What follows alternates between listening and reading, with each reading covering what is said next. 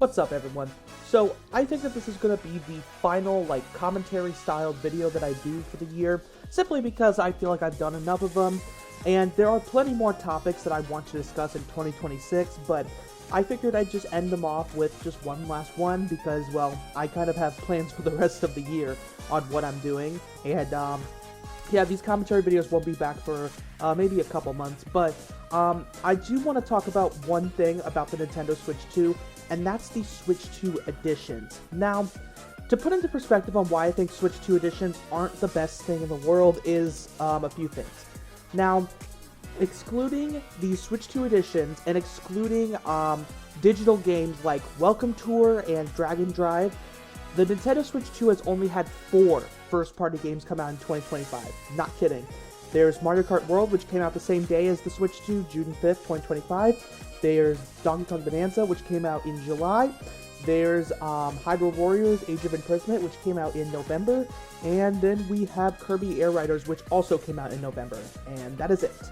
Yeah, other than that, it's Switch 2 editions and 2 digital games that are basically just tech demos. I'm not a huge fan of that.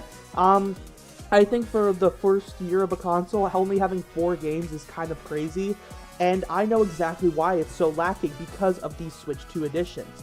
I don't know why, but I just can't consider games like Pokemon Legends ZA or Metroid Prime 4 Beyond as Switch 2 games, even though they have a performance boost on Switch 2. I still consider them to be Nintendo Switch 1 games.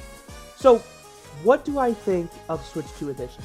Well, I think that Nintendo is finally starting to understand what makes these tick, because they recently, for the Animal Crossing New Horizons Switch 2 edition, it's only going to be $5 as opposed to $10 like the usual. I think this is really dumb to charge for Switch 2 edition because, well, the Switch 2 already gives these games a performance boost. Not to mention, there's literal free updates that enhance these graphics even more. So it's just really odd to me that they still are doing this and still putting them out. And what about the games, like the ones that include like DLCs like Mario Party Jamborees and Kirby and the Forgotten Lands Switch 2 edition?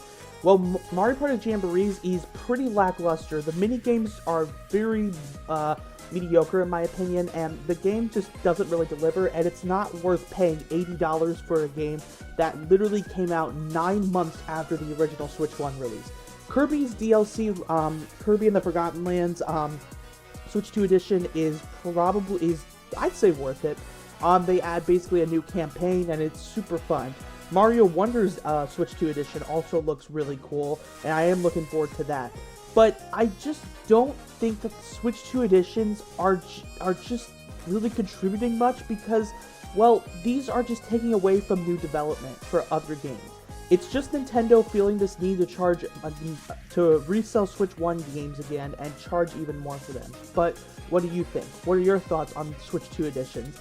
And that's going to do it for this video. Thank you all so much for watching. Have a great day. I'll see you on the next one. And yeah, we'll see you guys later. Bye, guys.